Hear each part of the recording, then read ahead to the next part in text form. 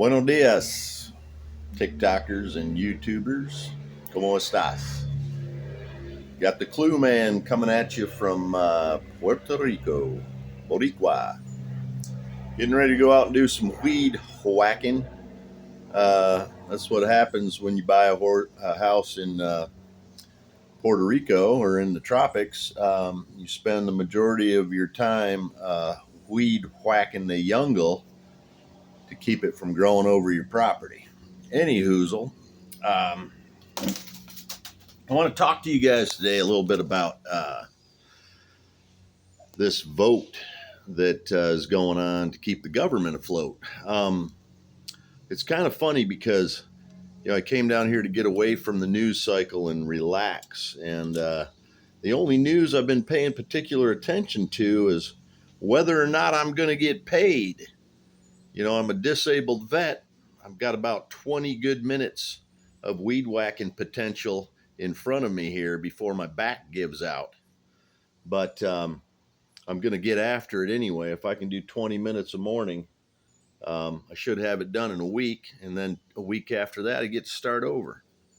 But it just, I turned on the news to listen to what's going on with the vote about keeping the government open because the end of the month's coming up and my VA benefit, my compensation for being a 100% disabled veteran is kind of on the line here. And I want to say there's at least in our country, there's at least 38 decent Republicans. 38. That's the number. Who were smart enough to vote against the bill that Trump and co-president-elect Musk and J.D. Vance and Trump's little Johnson, Mike,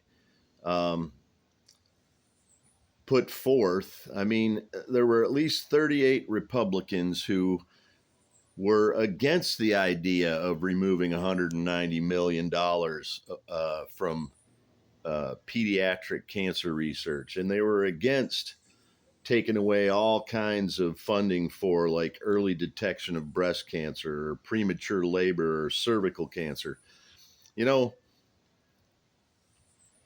What the MAGA Fascist Party does is they try to put forth bills that screw over the little guy, the poor, middle, and working class, the people who are essentially one paycheck or one medical emergency away from living in their car.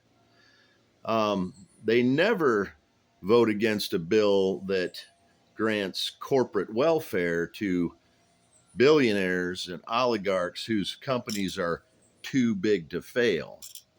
So here's the thing that really got me about the news when I turned it on this morning is Musk and Trump's little Johnson, Mike, and Trump and Van. They're all blaming the two Democrats that voted against the bill instead of blaming the 38 Republicans who voted against the bill. So there's some infighting going on between actual Republicans and the MAGA Fascist Party. But who do they blame? The Democrats. It's the oldest story in the book, man.